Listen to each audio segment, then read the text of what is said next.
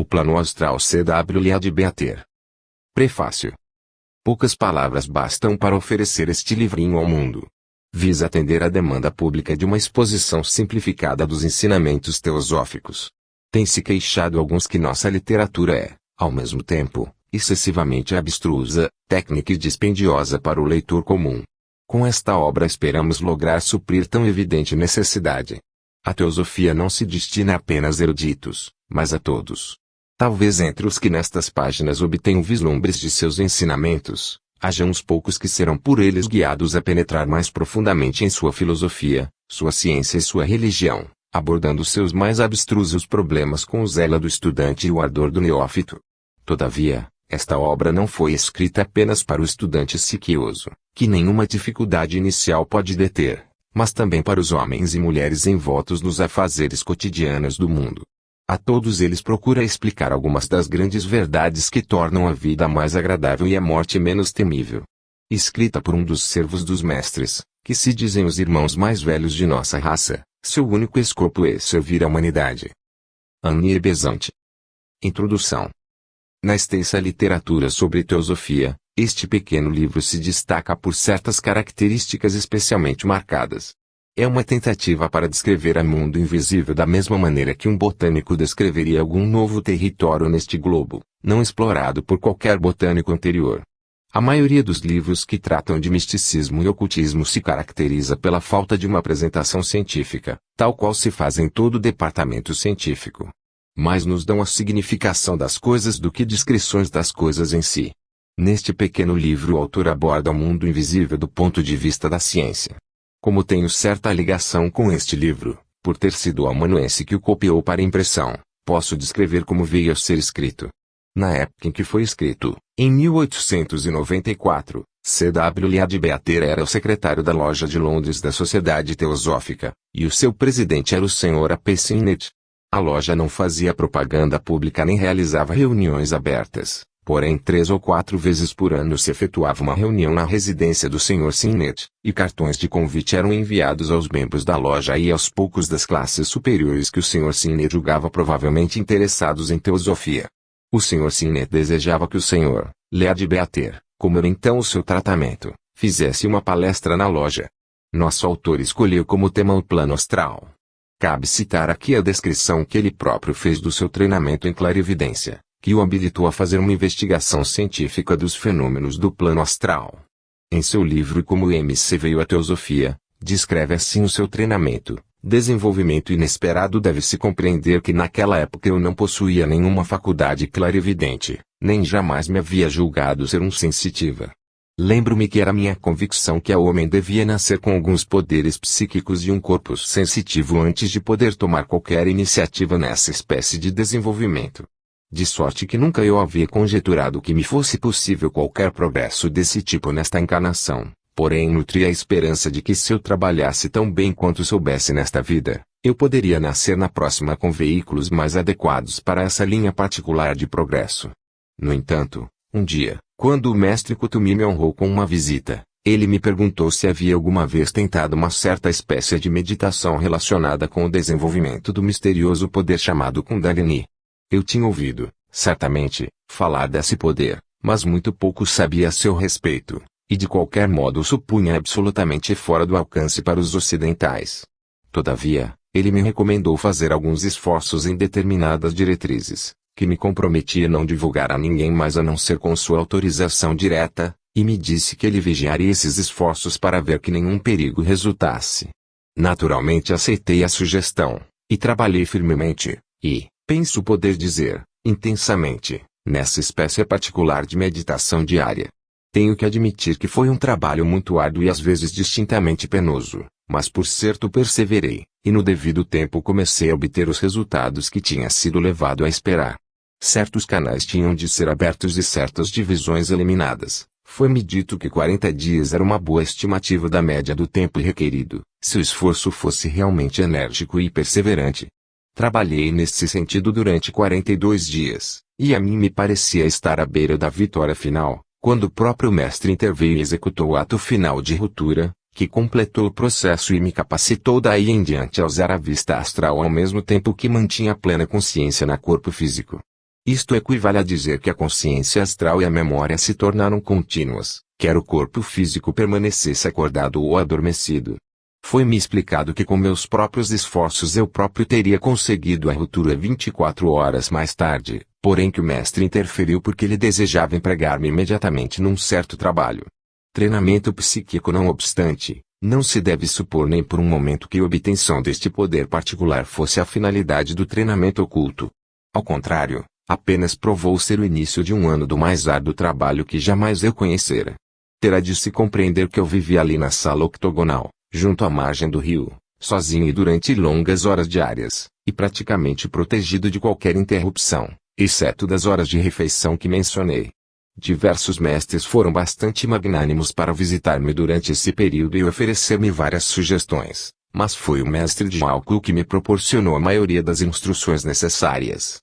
Possivelmente ele foi movido a este ato tão amável por causa de minha estreita associação com ele em minha última existência, quando estudei sob sua orientação na escola pitagórica que ele fundou em Atenas, e mesmo tive a honra de dirigir depois de sua morte. Não sei como agradecer-lhe tão grande soma de cuidados e incômodas que assumiu em minha educação psíquica. Paciente e repetidamente ele criava uma vívida forma pensamento, e me perguntava, que está vendo você? E quando eu a descrevia com toda a minha melhor habilidade, vinha repetidamente o comentário. Não, você não está vendo certo, você não está vendo tudo, aprofunde-se mais, use a sua vista mental junto com a astral, force um pouco mais para diante, um pouco mais alto. Este processo tinha de ser a miúde repetido muitas vezes antes de meu mentor se dar por satisfeito. O discípulo tem de ser testado de todas as várias maneiras e sob todas as condições concebíveis. Com efeito, pelo fim da instrução, espíritos da natureza brincalhões são especialmente chamados e ordenados de todas as passíveis maneiras para que se esforcem por confundir ou desnortear o vidente. Inquestionavelmente é um trabalho duro, e a tensão que ele impõe é, suponho, quase tão grande quanto a que um ser humano pode seguramente suportar. Mas o resultado obtido é sem a menor dúvida mais do que compensador, pois leva diretamente à união do eu inferior com o eu superior e produz uma imensa certeza de conhecimentos baseados na experiência que acontecimentos futuros jamais podem abalar. 1. Na ocasião em que a conferência para a loja de Londres estava sendo preparada, eu residia com o Sr. Lead Beater e frequentava cursos para exames. Era hábito do bispo Lead Beater, para dar-lhe o título que ele passou a usar depois de sua consagração como bispo da Igreja Católica Liberal em 1916, nunca jogar fora os envelopes em que recebia cartas. Abria-os nos lados e utilizava suas faces internas para escrever memorandos. Este hábito ele o conservou até o último ano de sua vida. Depois de dar a conferência segundo as notas, em 21 de novembro de 1894, sua tarefa seguinte foi escrevê-la para publicação, intitulando-a Transaction N. Graus 24 da loja de Londres. Começou a escrever um pouco por vez, em retalhos de papel que eram os envelopes abertos. Meu trabalho então consistia em fazer a transcrição dos farrapos de papel para um velho diário de estudantes, tamanho ofício. Por isso o manuscrito está feito em minha caligrafia. O trabalho de escrever levou de 3 a 4 semanas, pois ele se achava ocupado em vários tipos de atividades para sua subsistência, e por isso só podia escrever em horas disponíveis. Quando as provas do impressor dos anais da loja de Londres vieram ao bispo Lead Beater, o manuscrito, que estava em minha caligrafia, foi por certo, devolvido pelo impressor. Este manuscrito mostrava as marcas do compositor e do revisor. A brancura límpida das páginas desapareceu no processo do manuscrito. Isto não teria importância, pois uma vez impressou o manuscrito, este é atirado na cesta de papéis usados. Mas eis que aconteceu um desusual e inesperado incidente, que evidentemente aturdiu a bispo Lead Beater. Uma manhã ele me informou que o mestre Cagalli havia pedido o manuscrito, pois desejava depositá-lo no Museu de Arquivos da Grande Fraternidade Branca. O mestre explicou que o plano astral era uma produção fora do comum e um marco na história intelectual da humanidade. Alegou que até então, mesmo numa civilização tão grande como a dos Atlantes, os sábios das escolas ocultas não haviam abordado os fatos da natureza segundo o moderno ponto de vista científico, porém de um ângulo diferente. Os instrutores ocultos do passado haviam procurado mais o significado interno dos fatos, o que se poderia chamar o lado vida da natureza, e menos o lado forma da natureza, tal como se caracteriza o método científico da atualidade. Conquanto até então os adeptos houvessem reunido um vasto cabedal de conhecimentos provindos de civilizações passadas, concernentes aos mistérios da natureza, tais conhecimentos haviam sido sintetizados não segundo uma detalhada análise científica, mas mediante reações da consciência ao aspecto vida. Por outro lado, pela primeira vez entre os ocultistas, havia sido feita uma pormenorizada investigação do plano astral em conjunto, de maneira similar a que numa selva amazônica teria feito um botânico a fim de classificar suas árvores, plantas e arbustos para escrever uma história botânica. Por esta razão o livrinho Plano Astral foi definitivamente um marco, e o mestre, como guarda dos arquivos, desejou colocar no grande museu o escrito desse plano.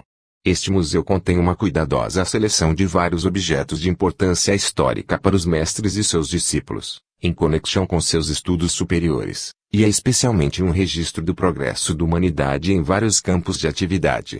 O museu contém, por exemplo, globos modelados para mostrar a configuração da Terra em várias épocas.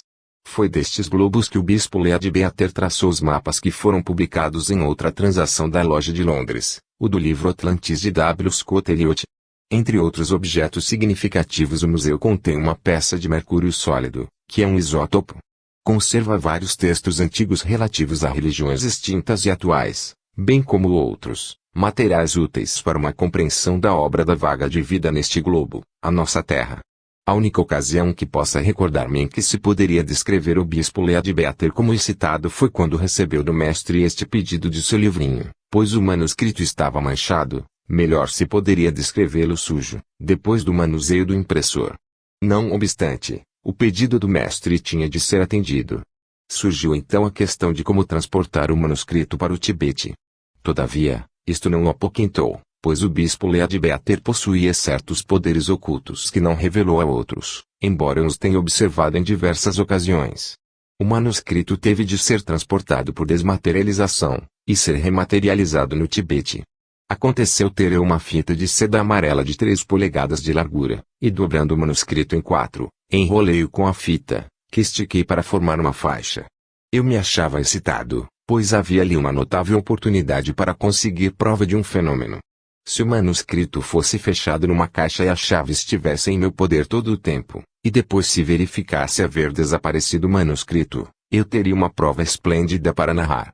Mas por estranho que pareça, entre os pertences do bispo Lead Beater e meus daquela época não tínhamos nada propriamente com fecho. Havia uma velha canastra coberta de couro, mas sua fechadura estava quebrada. Tínhamos ainda muitas maletas, mas todas com fechaduras defeituosas, e não havia absolutamente nada com fechadura aproveitável. Existia uma pequena caixa de madeira com uma carapaça de tartaruga embutida, que era uma caixa de trabalhos de sua mãe, mas sua chave se havia perdido há muito tempo. Nada restava a fazer senão colocar o manuscrito dentro desta caixa e empilhar sobre ela um monte de livros, na falta de coisa melhor. Na manhã seguinte, ao acordar, removendo a pilha de livros e olhando dentro da caixa de trabalhos, o manuscrito não estava mais ali. Meu pesar por perder a oportunidade de demonstrar um fenômeno não se sentiu consolado por me dizerem que eu próprio havia levado astralmente o manuscrito ao mestre. Talvez seja interessante transcrever aqui o que escrevi algures deste tema e da impossibilidade de encontrar um exemplo da ação de faculdades superfísicas que a séptica mentalidade científica pudesse considerar insofismável, sempre que poderíamos ter dado um exemplo de prova, com referência a fatos ocultos, sem qualquer possível objeção, sempre algo acontecia para frustrar a finalidade da prova. É bem sabido que, nos primórdios do Espiritismo, muitos objetos raros foram transportados de pontos distantes, demonstrando que os espíritos podiam empregar poderes extraordinários. Mas em cada exemplo faltava um elo final na cadeia. De maneira semelhante, nos fenômenos produzidos pelos adeptos em conexão com o trabalho de Madame Blavatsky em Simla, teria sido para eles coisa facílima transportar de Londres para Simla o Times da Dia, como certa vez foi sugerido. Mas em todos os casos de fenômenos havia omissão, por inadvertência ou outra razão qualquer, de algum importante fato comprobatório. Quando indagamos do mestre sobre este assunto, fomos informados que eles propositalmente evitaram qualquer fenômeno que pudesse ser absolutamente comprovado em matéria de prova. Era seu plano que, enquanto a humanidade estivesse no presente estágio, em que um grande número de mentalidades poderosas falta um adequado desenvolvimento moral, Nenhuma oportunidade se dará a estas inteligências inescrupulosas para terem uma confiança completa na existência de poderes ocultos. Enquanto houver cepticismo nesta matéria, a humanidade estará protegida de ser explorada por inescrupulosos. Já sabemos quanto a humanidade tem sido explorada econômica e industrialmente pelas mentalidades egoístas que controlam os recursos da natureza.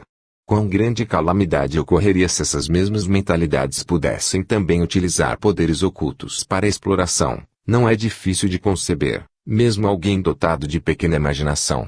O bispo Lead Beater encontrou a Dr. Indicador ordinal feminino Annie Besant pela primeira vez em 1894. No ano seguinte ela o convidou e a mim para residirmos na sede central teosófica de Londres, 19 Avenue Road, Parque dos Regentes, onde H.P.B. faleceu em 1891. Esta casa era sua, e daí o seu convite a nós.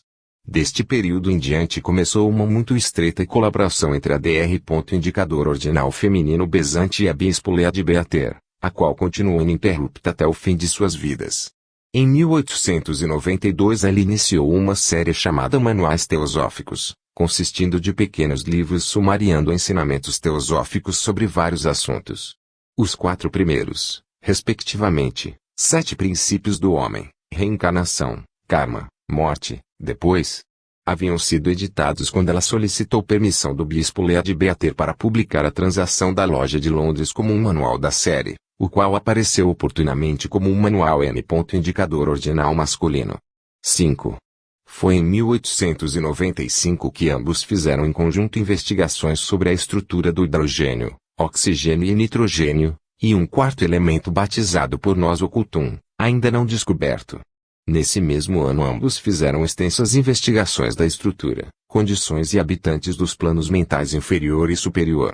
Tomando por modelo a obra feita pelo bispo Lead Beater quando investigou o plano astral, a Dr. Indicador ordinal feminino Besant e ele examinaram exemplos e mais exemplos de egos em Devachan, naquele período de sua existência depois da morte no estado de felicidade chamado mundo celeste.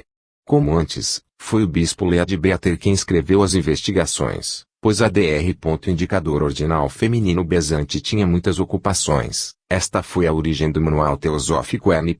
Grau 6, de Devachan Plane. Estas duas obras, o plano astral e o plano devacânico mental, reúnem uma investigação, de maneira tão objetiva e científica quanto a Dr. Besant e o bispo Lead Beater puderam fazer, e o resultado é uma soma muito preciosa de fatos concernentes ao mundo invisível. Uma acurada análise e estudo destes fatos por qualquer estudante ardoroso, datado de uma mente imparcial e sem preconceitos, não podem deixar de lhe proporcionar o sentimento de que, embora possa ser incapaz de crer nas exposições feitas, há, no entanto, uma característica acerca deles. É com trema que parecem ser descrições de objetos e acontecimentos vistos objetivamente, como que por meio de um microscópio ou telescópio, e não subjetivamente, como é o caso de um novelista contando os incidentes de uma vívida história. Esta é, em resumo, a história da escrita deste pequeno mas precioso manual, o Plano Astral. Seja Narajadasa, em seu livro de contos, Te Perfume of Egypt, o autor faz a descrição de uma prova final em seu treinamento, no capítulo Test of Courage. CJ. Um exame geral. Todos nós, embora na maior parte não tenhamos dado por isso, vivemos no seio de um vasto, invisível e populoso mundo. Quando dormimos ou quando no estado de êxtase, os nossos sentidos físicos entram momentaneamente num estado de inação. Podemos até certo ponto ter a consciência desse mundo e muitas vezes acontece trazermos, ao despertar, recordações mais ou menos vagas, do que lá vimos e ouvimos. Quando, por ocasião dessa transição a que vulgarmente chamamos morte, o homem se despoja totalmente do corpo físico, é nesse mundo invisível que ele ingressa e lá fica vivendo durante os longos séculos que medeiam entre as suas encarnações nesta existência terrestre. A maior parte destes longos períodos, a sua quase totalidade mesmo, é passada no mundo do céu, o Devachan. O presente trabalho é dedicado à parte inferior desse mundo invisível, ao estado em que o homem ingressa imediatamente após a morte, o Hades ou mundo inferior dos gregos, o purgatório ou etapa intermédia dos cristãos, e que os alquimistas da Idade Média chamavam plano astral. O objeto deste manual é colher e tornar compreensíveis todos os elementos referentes a essa interessantíssima região, elementos que se acham disseminados um pouco arbitrariamente por toda a literatura teosófica, e ao mesmo tempo juntar-lhes casos novos, recentemente chegados ao nosso conhecimento. Quanto a estes, visto que são apenas resultados da investigação de alguns estudiosos, é claro que os apresentamos como tais, sem que exijamos que os considerem como afirmações categóricas e da maior autoridade. Todavia, tomamos todas as precauções em nosso poder para garantir a sua exatidão, para o que houve cuidado de apenas se admitirem neste manual os fatos observados e comprovados por, ao menos, 2 de nossos observadores mais peritos e treinados, e além disso confirmados por investigadores mais antigos, de experiência evidentemente maior do que a nossa. Nestas condições, é de se esperar que a presente descrição do plano astral, embora necessariamente incompleta, possa, dentro dos limites que lhe impusemos, inspirar absoluta confiança aos nossos leitores. A primeira ideia a fixar nessa descrição é a absoluta realidade do plano astral. O plano astral existe. Mas, é claro, quando falo de realidade, não parto do ponto de vista metafísico que diz nada haver de real, porque tudo é transitório, a não ser o absoluto não manifestado. A palavra é empregada no seu sentido vulgar, de todos os dias, e quer significar que os objetos e habitantes do mundo astral são reais, precisamente como os nossos corpos, a nossa mobília, casas e monumentos, tão reais como qualquer lugar que estamos habituados a ver e a frequentar diariamente. Charing Cross, por exemplo, para nos servirmos da expressiva comparação de uma das obras teosóficas mais antigas. Tudo o que existe nesse plano não dura, naturalmente, mais do que os objetos do plano físico, mas, precisamente como estes, não deixa de ser uma realidade cuja existência não temos o direito de ignorar, simplesmente pelo fato de a grande maioria da humanidade não ter por enquanto consciência dela, ou, quando muito, apenas a pressentir vagamente. Ninguém pode ter uma compreensão nítida das doutrinas da religião sabedoria, se não souber e não compreender conscientemente que no nosso sistema solar existem planos perfeitamente definidos, cada um formado pela sua matéria de diferentes graus de densidade, e que alguns desses planos estão abertos à visita e observação dos que conseguiram obter os requisitos necessários para isso, exatamente como qualquer país estrangeiro está ao alcance do turista. E ainda que, da observação comparada dos que trabalham nesses planos, se podem inferir provas suficientes da sua existência e da sua natureza, provas em nada menos concludentes do que as subsistentes para provar a existência da Groenlândia ou Spitsberg. E assim como qualquer um pode, se quiser dar-se a esse trabalho e tiver para isso os meios necessários, conhecer pessoalmente a Groenlândia ou Spitsberg, assim também qualquer investigador, se quiser dar-se ao trabalho de adquirir, levando uma certa vida, os requisitos necessários, pode conhecer pessoalmente os planos superiores em questão. Estes se chamam, por ordem decrescente de densidade da matéria que os forma, respectivamente, físico, astral, mental ou devachânico, búdico e nirvânico. Acima destes há ainda 2, mas tão além das nossas atuais faculdades de percepção que, por enquanto, não nos ocuparemos deles. A matéria que forma estes planos é absolutamente a mesma, a sua densidade em cada um deles a que difere, é como se houvesse um formado de água-gelo, outro de água líquido, outro de água-vapor, etc., e realmente os estados de matéria que chamamos sólido, líquido e gasoso, não são mais do que as 3 subdivisões inferiores da matéria pertencentes ao plano físico. Em matéria ainda mais rarefeita a que forma os outros, mas, na essência, e a mesma matéria. A região astral, que vou tentar descrever, forma o segundo destes grandes planos da natureza, o imediatamente superior, ou interior, a este mundo físico, tão conhecido de nós todos, e onde vivemos. Tem-se-lhe chamado reino da ilusão, não porque em si seja mais ilusório do que o mundo físico, mas porque as impressões que dele trazem os observadores pouco treinados são extremamente vagas e impalpáveis, oferecendo, portanto, pouco crédito, fato devido a 2 causas principais. Em primeiro lugar, os seus habitantes têm o poder maravilhoso de mudar constantemente de forma com uma enorme rapidez, e de exercer, por assim dizer, uma espécie de magia ocasional sobre aqueles à custa de quem se querem divertir.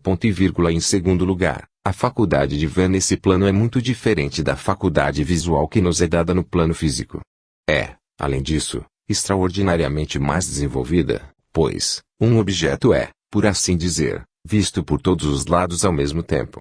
Olhando para um sólido com a vista astral, o olhar abrange não só o exterior mas o interior do corpo. Compreende-se, portanto, que seja extremamente difícil para um observador com pouca prática ter compreensão nítida do que vê, extrair da imagem confusa, que pela primeira vez se lhe apresenta à vista, a noção verdadeira do seu significado, e, acima de tudo, é-lhe quase impossível traduzir o que realmente vê, servindo-se da pobre linguagem de que usa diariamente.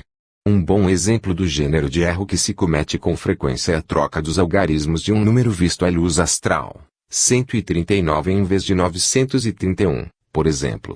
É claro que um estudante de ocultismo, dirigido por um mestre capaz, não cometerá nunca um erro tão grosseiro, a não ser por uma questão de precipitação ou falta de cuidado, visto que os discípulos seguem um curso regular onde aprendem a ver com precisão na luz astral. O mestre, por vezes um discípulo jamais adiantado, tem o cuidado de apresentar constantemente todas as formas de ilusão possíveis, acompanhadas da pergunta: o que é isto? Corrigindo todos os erros nas respostas, explicando as razões dos enganos, até que o neófito adquire gradualmente uma certa confiança em si mesmo e passa a ver-se corretamente com os fenômenos do plano astral, com uma certeza infinitamente superior à que é possível ter-se na vida física. Mas não se trata só de aprender a ver corretamente, é necessário também aprender a transladar o que vê, de um plano para outro. Para isso, treina-se cuidadosamente em transportar a sua consciência do plano físico para o astral ou mental, e vice-versa, para evitar que, antes da aquisição desta faculdade, as suas reminiscências se percam ou se adulterem no hiato que separa a fixação de sua consciência nos vários planos. Adquirido este poder de deslocamento e fixação da consciência, o discípulo pode servir-se de todas as faculdades astrais, não só quando mergulhado no sono, ou em êxtase, mas ainda quando se ache perfeitamente acordado e no meio da sua vida física normal. Há, entre os teosofistas, quem tenha falado com certo desprezo do plano astral, considerando menos digno de atenção, mas, a meu ver, laboram em erro.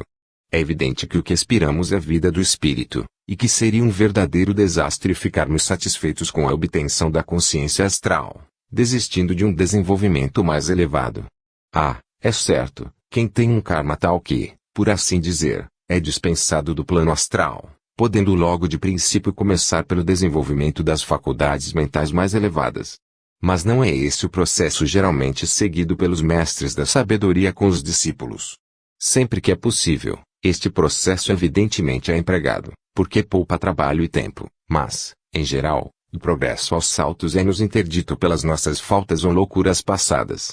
Devemos, portanto, contentar-nos em abrir o nosso caminho passo a passo, lentamente, e visto que é esse plano astral imediatamente a seguir ao nosso mundo de matéria mais densa, é nele que devemos começar as nossas primeiras experiências superfísicas.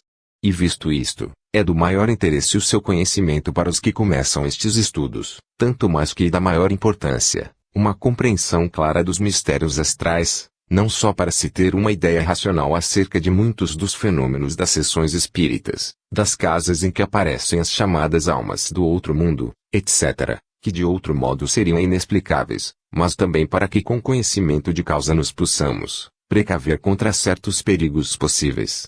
A primeira introdução consciente nesta região notável vem aos homens por várias maneiras. Alguns sentiram na sua vida, uma vez unicamente, uma influência qualquer, vaga e invulgar, que lhes comunicou o grau de sensibilidade suficiente para reconhecerem a presença de um dos seus habitantes, mas como a experiência não se repetiu, vem um dia em que se convencem que foram apenas vítimas de uma alucinação. Outros têm a impressão de que em certos momentos, cada vez mais frequentes, podem ver e ouvir coisas para as quais os que os cercam são cegos e surdos, e outros ainda, é talvez este o caso mais vulgar, começam a recordar-se, com uma nitidez sucessivamente maior, do que viram e ouviram nesse plano, durante o sono. A visão astral pode obter-se por vários processos, e entre eles, o muito conhecido de fixar longamente um cristal. É este um dos processos seguidos por muitos que se dedicam isoladamente a estes estudos. Mas os que possuem a inigualável vantagem da direção de um mestre experimentado, são geralmente transportados a esse plano pela primeira vez, graças à sua proteção especial que se manifestará até que um certo número de provas convençam o mestre de que o discípulo está em condições de seguir desacompanhado, isto é, está à prova dos perigos ou terrores que com toda probabilidade encontrará no seu caminho. Mas seja como for, não resta a menor dúvida de que o primeiro momento em que um homem adquire a consciência, clara e indubitável, de que vive no meio de um vasto mundo repleto de vida exuberante, que a maior parte dos seus semelhantes não pressente, deve marcar na sua existência uma época memorável e de grande influência do seu futuro. Tão exuberante e tão variada é esta vida do plano astral, que a princípio o neófito se sente perante ela absolutamente estupefato, não sabendo por onde começar o seu estudo. E mesmo para o investigador com maior prática, é extremamente difícil o trabalho da sua classificação e catalogação. Se a um explorador de qualquer região tropical desconhecida fosse exigida, não só uma descrição completa da região explorada, com todos os detalhes rigorosos acerca de suas produções minerais e vegetais, mas ainda por cima se lhe exigisse um tratado dos gêneros e espécies de cada uma das miríades de insetos, aves, mamíferos e répteis característicos da região, ele de certo recuaria apavorado perante a magnitude de tal empresa. Pois bem, esse trabalho seria apenas um pálido reflexo dos embaraços que espera um investigador psíquico, porque a natureza dos assuntos a estudar é muitíssimo mais complicada, primeiramente pela dificuldade de transportar com exatidão do plano astral para o nosso memória do que viu, e em segundo lugar, pela impropriedade da linguagem vulgar para a expressão do que se tem de relatar. Todavia, assim como o explorador no plano físico começaria provavelmente a descrição de uma região por uma espécie de descrição geral do cenário e respectivas características, também nós, ao empreendermos tornar conhecido o plano astral, começaremos este ligeiro esboço por tentar dar uma ideia do cenário que forma o fundo das suas atividades maravilhosas e sempre diferentes. Mas, logo no começo surge-nos uma dificuldade quase insuperável, derivada da extrema complexidade do assunto. Todos aqueles que admiram o poder de ver claramente no plano astral, são unânimes em reconhecer que a tentativa de evocação de uma pintura cheia de vida desse cenário perante olhos inexperientes, equivale a querer o fazer admirar a um cego, por uma simples descrição oral, a requintada variedade dos matizes de um pôr de sol, por mais expressiva, mais detalhada e mais fiel que seja a descrição, nunca se pode obter a certeza de que no espírito do cego se represente com clareza a verdade. Cenário. Antes de mais nada, é preciso não esquecer que o plano astral tem 7 subdivisões, e cada uma destas tem um grau de materialidade que lhe é próprio e corresponde a um certo estado de agregação de matéria. Embora, por causa da pobreza da nossa linguagem, sejamos forçados a chamar a esses subplanos superiores e inferiores, não se julgue que esses subplanos, ou antes os planos maiores de que estes, são apenas subdivisões, são localidades separadas no espaço, uns por cima dos outros como as prateleiras de uma estante, ou uns exteriormente aos outros como as camadas de uma cebola. Não, a matéria de cada um deles interpenetra a matéria do imediatamente superior, de modo que aqui a superfície da Terra existem todos no mesmo espaço, embora as variedades superiores de matéria se estendam para mais além da Terra física do que as inferiores. Assim, quando se diz que um homem se eleva de um plano para outro, não queremos de modo nenhum dizer que haja uma mudança de lugar no espaço, mas, sim, uma transferência do foco da consciência de um nível para o outro. O homem vai se tornando, por assim dizer, opaco às vibrações de uma ordem de matéria, adquirindo uma sensibilidade crescente para as de uma ordem mais elevada. Desta forma, o primeiro mundo vai se desvanecendo a pouco e pouco da consciência, com os seus habitantes e paisagens, dando lugar a outro de ordem mais elevada, que se vai tornando sucessivamente mais nítido. No entanto, há um ponto de vista segundo o qual há certa justificação para o uso dos termos superiores e inferiores, e a comparação dos planos e subplanos a camadas concêntricas.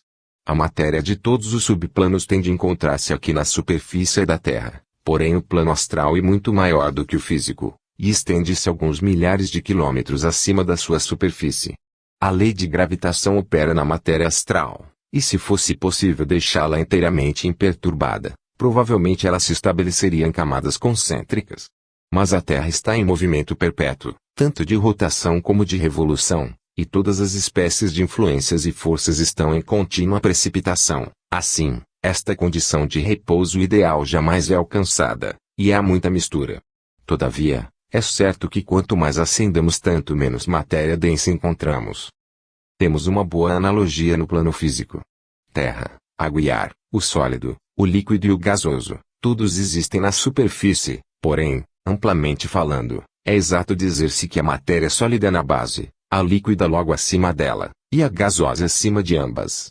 A água e o ar interpenetram a Terra numa pequena extensão. A água também se ergue no ar sob a forma de nuvens, mas apenas até uma altura limitada. A matéria sólida pode ser arremessada ao ar por violentas convulsões, como na grande erupção da ilha de Krakatau, Indonésia, em 1883, quando a lava vulcânica atingiu a altura de 17 milhas, e levou 3 dias para depositar-se de novo, mas deposita-se finalmente, tal como a água atraída para o ar por vaporação retorna a nós como chuva. Quanto mais alto nos elevamos, mais rarefeito se torna o ar, e a mesma verdade se aplica à matéria astral. As dimensões de nosso mundo astral são consideráveis e podemos determiná-las com alguma aproximação de exatidão do fato de que nosso mundo astral toca o da Lua no perigeu, porém não no apogeu, mas naturalmente o contato se confina ao mais elevado tipo de matéria astral. Retornando à consideração destes subplanos e numerando-os desde o mais elevado e menos material para baixo, notamos que compreendem naturalmente 3 classes, as divisões 1, 2 e 3 formando uma dessas classes, e 4, 5 e 6 é outra, ao passo que a sétima e ínfima de todas constitui a terceira. A diferença entre a matéria de uma destas classes e a imediatamente superior seria comensurável com a entre um sólido e um líquido, enquanto que a diferença entre a matéria das subdivisões de uma mesma classe se assemelharia à existente entre 2 espécies de sólido, como, digamos, aço e areia. Abstraindo, por enquanto a divisão 7, podemos dizer que o fundo das divisões 4, 5 e 6 do plano astral é formado por este plano físico, em que vivemos, e por tudo que lhe é acessório.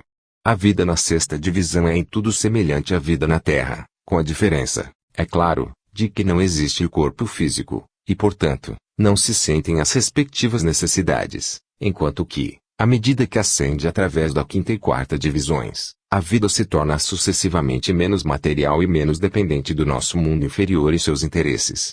Portanto, o cenário das divisões inferiores é da Terra, nossa conhecida, mas é ainda mais, porque, ao contemplá-lo com vista astral, todos os objetos, mesmo os pensamentos físicos, tomam um aspecto diferente. Como já se disse, os olhos astrais veem um objeto, não só sob um certo ponto de vista, mas por todos os lados ao mesmo tempo, ideia, que em si é bastante confusa. Se acrescentarmos, ainda, que todas as partículas existentes no interior de um corpo sólido se apresentam tão nitidamente visíveis como as da superfície, compreenderemos facilmente que mesmo os objetos que nos são mais familiares apresentem uma aparência que os torna inteiramente irreconhecíveis. Contudo, refletindo um momento, veremos que esta visão está mais próxima da verdadeira percepção do que a vista física. Assim, se olharmos, à luz astral, as faces de um cubo de vidro, elas nos parecerão perfeitamente iguais, como realmente o são, ao passo que no plano físico vemos a face mais afastada em perspectiva, e portanto, muito menor do que realmente o é, o que evidentemente não passa de uma ilusão do sentido visual.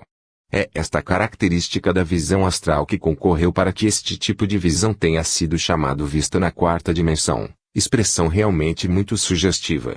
No entanto, há ainda mais causas de erro. Assim, esta vista superior distingue formas de matéria visíveis em outras condições, como por exemplo, as partículas constituintes da atmosfera, todas as variadíssimas emanações que os corpos, que têm vida, constantemente libertam de si, e ainda mais 4 graus de uma ordem de matéria bem mais rarefeita, aqui, por falta de designação distintiva, chamaremos etéricas.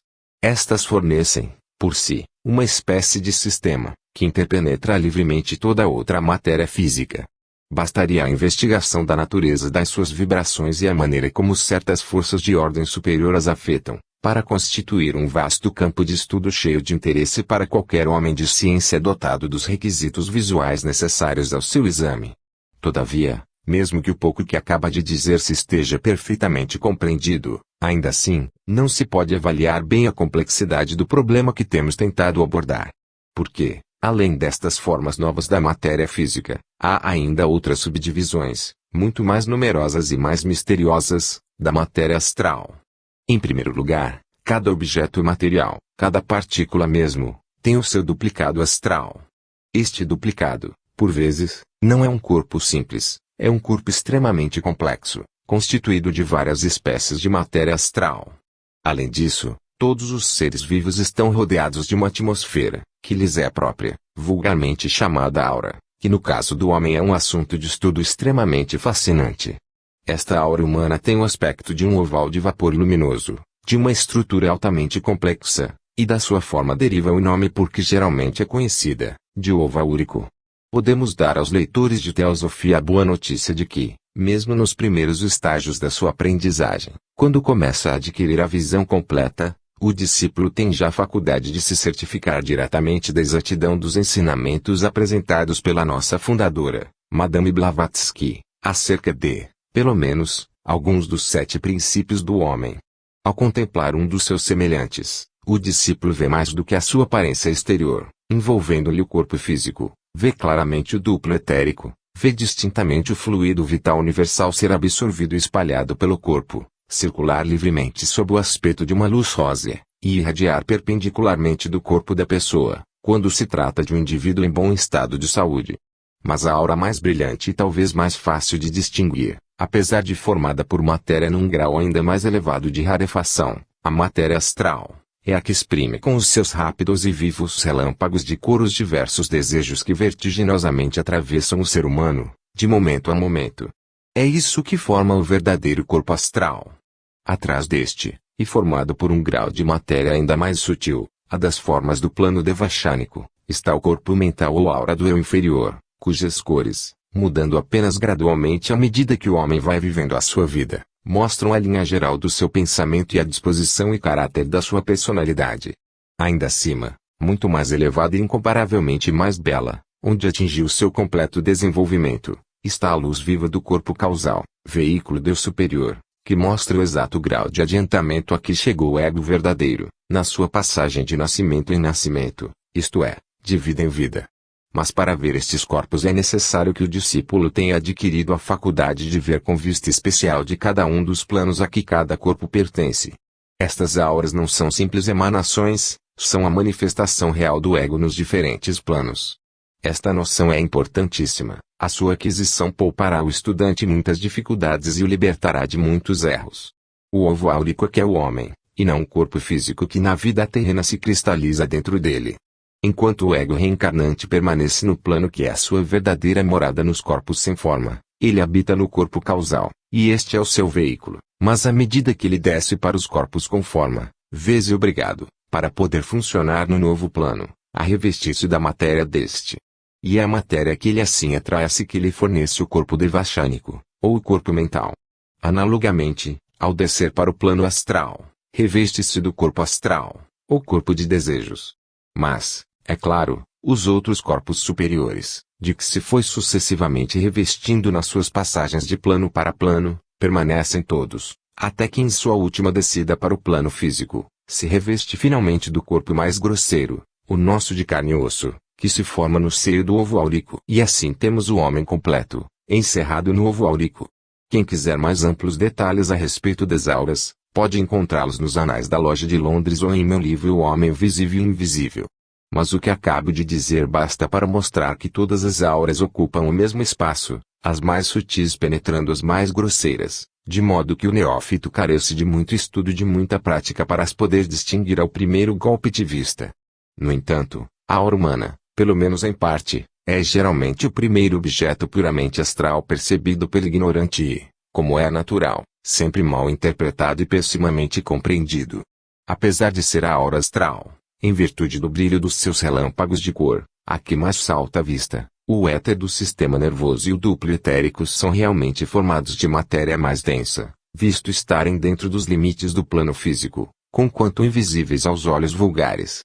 Se examinarmos, por meio da faculdade psíquica, o corpo de um recém-nascido, veremos que está interpenetrado, não só por matéria astral de todos os graus de densidade, mas também pelos diversos graus de matéria etérica. E se nos dispusermos a remontar até a origem, veremos que é deste último que os agentes dos senhores do karma formam o duplo etérico, que é o molde segundo o qual se organiza o corpo físico, ao passo que a matéria astral vai sendo recolhida automática e inconscientemente pelo ego na sua passagem pelo plano astral. Na composição do duplo etérico entram todos os diferentes graus da matéria etérica, mas é muito variável a proporção em que cada um entra, por ser função de vários fatores, tais como a raça, a sub-raça, o tipo do indivíduo, além do karma que lhe é próprio. Se juntarmos a isto a consideração já sabida de que estas 4 subdivisões de matéria são constituídas por inúmeras combinações que, por sua vez, formam agregados constituintes do átomo do chamado elemento químico, poderemos avaliar a extrema complexidade deste segundo princípio do homem, a infinidade das suas variações possíveis. Compreende-se, pois, que por mais complexo que seja o karma de qualquer indivíduo, aqueles a cuja jurisdição pertencem essas funções, é sempre possível fabricar um molde perfeitamente adaptável ao corpo a que se destina. Quem quiser mais ampla informação a este respeito, poderá consultar com vantagem a sugestiva obra de Annie Besant, O Karma. Ainda a respeito da aparência tomada pela matéria física quando vista à luz astral, outro ponto que merece menção é o fato de esta visão superior astral ter o poder de aumentar os objetos, levando qualquer partícula, por minúscula que seja, à grandeza que se deseje, tal qual um excelente microscópio, se nos é permitida a tão grosseira comparação, pois na realidade não há nem poderá haver nenhum desses instrumentos capaz de possuir um poder de aumento tão extraordinário. A molécula e o átomo, criações hipotéticas para o homem de ciência, são para o ocultista realidades visíveis, e de uma complexidade intrínseca muito maior do que para os físicos e químicos do nosso mundo. É antes um vastíssimo campo de estudo do mais absorvente interesse, cuja análise mereceria um volume. Qualquer investigador científico que conseguisse adquirir uma vista astral perfeita, não só veria facilitarem-se-lhe enormemente as suas experiências sobre os fenômenos vulgares, já conhecidos, mas veria diante de si um campo novo de conhecimentos para cujo estudo rigoroso não chegaria a curta vida humana na Terra. Por exemplo, uma das mais curiosas novidades que se lhe revelaria, seria a existência de mais cores, perfeitamente visíveis além daquelas que ele pode ver no espectro, como os raios ultravermelhos e ultravioletas, que a ciência descobriu por meios indiretos e que para o ocultista dotado de vista astral são perfeitamente visíveis. Mas não nos deixemos fascinar por estes interessantíssimos atalhos e prossigamos em nosso objeto de dar uma ideia geral da aparência do plano astral. Do que acabamos de dizer compreende-se que, embora sejam realmente os objetos vulgares do mundo físico que formam o fundo do cenário do plano astral, aparecem, contudo, com um aspecto tão diferente, pelo muito mais que dele se vê, que se nos tornam quase irreconhecíveis e julgamos estar em presença de objetos novos, tanto e tão profundamente modificados, na infinita variedade dos seus pormenores, nos aparecem os objetos nossos conhecidos. Para melhor compreender a nossa afirmação, tomemos um exemplo, qualquer coisa de muito conhecido e de muito simples, seja uma rocha. Olhada com vista astral, essa rocha deixa de ser um corpo inerte e imóvel. Vê-se-lhe toda a matéria física e não apenas uma pane. Percebem-se todas as vibrações das partículas físicas que a formam. Verifica-se a existência de um duplicado composto de vários graus de matéria astral, rigorosamente igual ao físico, cujas partículas estão igualmente em movimento. Através da sua massa sente-se palpitar a vida universal. Torna-se visível a aura envolvente, embora esta não tenha a extensão nem a complexidade das auras que cercam os corpos dos reinos mais elevados. Finalmente, percebe-se, ativa e flutuante, a essência elementar que lhe é própria. Libra tratamos de uma rocha, se em vez de um bloco de pedra escolhêssemos um exemplo do reino vegetal, animal ou humano, a complexidade dos fenômenos observáveis seria muito maior e, sem dúvida, muito mais interessante. Poderão alguns leitores objetar que nenhum desses fenômenos apareceu até agora descrito com esses pormenores de complexidade, pela maior parte dos investigadores que dizem ter tido algum vislumbre do mundo astral. Nem nas sessões espíritas jamais qualquer médium recebeu comunicação a tal respeito. O fato tem sua explicação.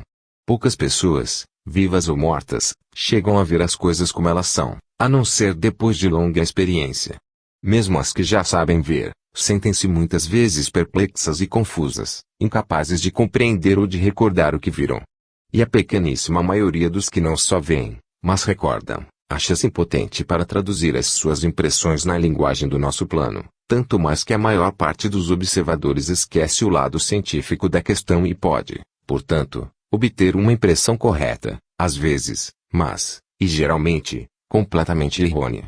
Em abono desta última hipótese, basta tomar em consideração as partidas que os cidadãos do outro mundo têm gosto em pregar nas sessões espiritistas, sem que os observadores pouco práticos tenham meio de se defender contra a graça dos evocados.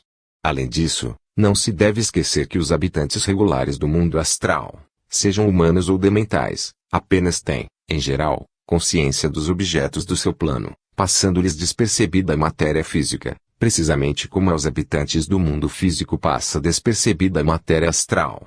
Parece, à primeira vista, que esta distinção é supérflua, visto termos dito que cada objeto físico tem o seu duplicado astral que o habitante deste plano deve ver, mas não podemos deixar de fazê-la, por ser uma parte essencial da concepção simétrica do assunto. Se, contudo, uma entidade astral se serve constantemente de um médium, os seus sentidos astrais podem embotar-se gradualmente a ponto de se tornarem insensíveis aos graus mais elevados de matéria do seu próprio plano, e incluírem no seu domínio, em vez do mundo astral, o mundo físico tal qual nós o vemos. E no que diz respeito aos habitantes da Terra, apenas os muito exercitados, que tenham consciência absoluta nos dois planos, podem ter a certeza de ter simultaneamente tanto em um como no outro, com clareza e perfeição. Fique, pois, bem assente que essa espantosa complexidade existe realmente, e que só depois de muito bem compreendida e, por assim dizer, cientificamente destrinçada, é que podemos ter uma garantia perfeita contra erros e decepções. O nosso mundo físico, pode dizer-se, forma o fundo da sétima subdivisão do plano astral, apesar de tudo que se vê formar apenas uma parte dele, onde as coisas aparecem deformadas, visto que tudo aqui é luminoso, bom e belo, parece invisível. Há mais de 4.000 anos descreveu assim, num papiro egípcio, o escriba Ani, que espécie de lugar é este, em que me encontro, sem ar, sem água, profundo, insondável, negro como a morte mais negra, onde erram miseravelmente os homens. Em tal lugar nenhum homem pode viver de coração tranquilo. Para o desgraçado ser humano nesse plano, é certo que toda a terra está cheia de trevas e de moradas cruéis. Mas essas terras vêm do seu íntimo e são elas que lhes rodeiam a existência de uma noite perpétua de mal e de terror, ponto mediano verdadeiro inferno, realmente, mas um inferno, como todos os outros, única e simplesmente criado pelo próprio homem. A maior parte dos estudantes de ocultismo considera a exploração desta região uma árdua tarefa, porque nela se sente como que uma sensação de densidade e de materialidade grosseira que se torna imensamente repugnante ao corpo astral, que alcançou a libertação. Um corpo nessas condições tem a impressão de ter de abrir à força um caminho através de uma espécie de fluido, negro e viscoso, rodeado de habitantes e influências extremamente desagradáveis. A primeira, segunda e terceira subdivisões, apesar de ocuparem o mesmo lugar no espaço, dão, contudo, a impressão de um maior afastamento do mundo físico e, portanto, parecem ter materialidade muito menor. As entidades que as habitam perdem de vista a Terra e as coisas terrestres, encontram-se, em geral, profundamente absorvidas em si mesmas, e criam, até certo ponto, o seu ambiente que, contudo, é suficientemente objetivo para se dar a perceber as outras entidades e também a visão do clarividente.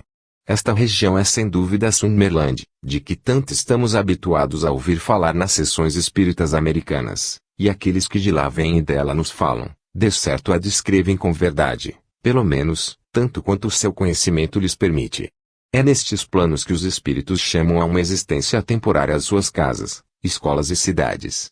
Temporária porque, se é certo que estas coisas aparecem por algum tempo com um caráter de realidade, quaisquer olhos mais habituados a ver, achá-las sem dificuldade tristemente diferentes daquilo que os seus entusiásticos criadores julgam que o são. Contudo, muitas das criações fantasistas que aí tomam forma, são de uma beleza real, embora temporária, e qualquer visitante que não conhecesse nada de superior, passaria bastante agradavelmente o seu tempo vagueando pelas florestas e montanhas, lagos e aprazíveis jardins floridos, bem mais belos do que tudo que existe no mundo físico.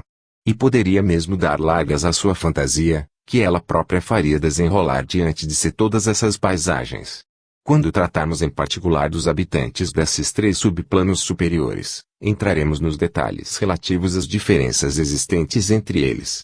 Para não deixar incompleta esta descrição, embora rápida, do cenário do plano astral, não podemos deixar de nos referir àquilo a que muitas vezes se tem chamado, embora erradamente, os registros da luz astral. Estes registros, arquivos, ou memórias, que são afinal uma espécie de materialização da memória divina, fotografias animadas de todos os acontecimentos passados, vão se imprimindo indelevelmente num plano muito superior, de forma que é apenas de maneira instável, por assim dizer, espasmódica que eles se refletem no plano astral. Daí resulta que apenas aqueles cujo poder de visão se eleve acima do correspondente a este plano, é que podem obter uma impressão seguida e conexa dessa espécie de filmes. Os outros pouco mais obterão que uma série de quadros ilógicos e desconexos. Todavia, estas imagens, que refletem todos os acontecimentos passados, seja qual for a sua espécie, são objeto de uma representação constante no plano astral, e nele formam uma parte importante do ambiente do explorador. No meu livro Clarividência, capítulo 7, encontra-se mais detalhadamente feito o estudo deste assunto, que por falta de espaço não posso desenvolver neste manual. Os habitantes. Esboçado assim, embora ligeiramente, o fundo do nosso quadro, devemos agora colocar-lhe as figuras, descrever os habitantes do plano astral. Não é fácil tarefa classificá-los e ordená-los, tão complexa é a sua variedade. Parece-nos melhor começar por dividi-los em 3 grandes categorias: os humanos, os não humanos e os artificiais. 1. Humanos. Os cidadãos humanos do mundo astral separam-se naturalmente em 2 grupos, os vivos e os mortos, ou, falando com mais precisão, aqueles que ainda têm corpo físico e aqueles que já o abandonaram. Os vivos podem contar-se 4 categorias de homens que se manifestam no plano astral, durante a vida física. 1. Graus o adepto e os seus discípulos. Os membros desta categoria empregam geralmente, como veículo, não o corpo astral, mas o corpo mental, composto da matéria que forma os 4 níveis inferiores, ou rupa, do plano imediatamente superior ao astral. Este veículo tem a vantagem de permitir a passagem instantânea do plano mental para o astral, e vice-versa, e o emprego, em qualquer momento, do poder maior e agudeza de sentidos do plano mental. Por natureza, o corpo mental não é visível à luz astral, por isso, o discípulo que opera nesse veículo tende a aprender a rodear-se de um véu temporário de matéria astral, quando se torne necessário, para maior eficácia da sua obra de auxílio aos habitantes do plano inferior, e estes o possam ver. Este corpo temporário é a princípio formado geralmente pelo mestre para o discípulo, ate que este aprenda a formá-lo por si só, fácil e rapidamente. Embora seja uma reprodução exata da figura de quem usa, esse veículo não contém a menor partícula da matéria do seu corpo astral. Pode dizer-se que está para este como uma materialização está para o corpo físico. Encontram-se também discípulos menos desenvolvidos, revestidos do corpo astral, mas o indivíduo que é preparado neste plano por um guia competente, pode operar sempre com a maior facilidade em todos os subplanos e em plena consciência, seja qual for o veículo empregado. É, de fato, ele mesmo, exatamente como os seus conhecidos o viram na Terra, menos os 4 princípios inferiores no primeiro caso, ou os 3 princípios inferiores no segundo, mais os poderes e as faculdades inerentes à sua nova condição, o que lhe permite o prosseguimento, em sonhos, com mais facilidade e eficácia, dos trabalhos teosóficos que lhe ocupam as suas horas de vigília. A maior ou menor exatidão da reprodução no plano físico das suas impressões no astral depende, é claro, da maior ou menor facilidade com que ininterruptamente possa transferir a consciência de um plano para outro. É comum o investigador encontrar no plano astral ocultistas de todas as partes do mundo, pertencentes a lojas sem ligação com os mestres mais conhecidos dos teósofos, que geralmente buscam a verdade com uma convicção e um espírito de abnegação surpreendentes.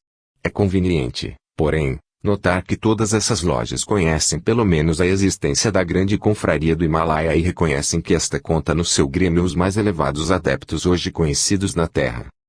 2. Graus. Indivíduos psiquicamente adiantados que não estão sob a direção de um mestre.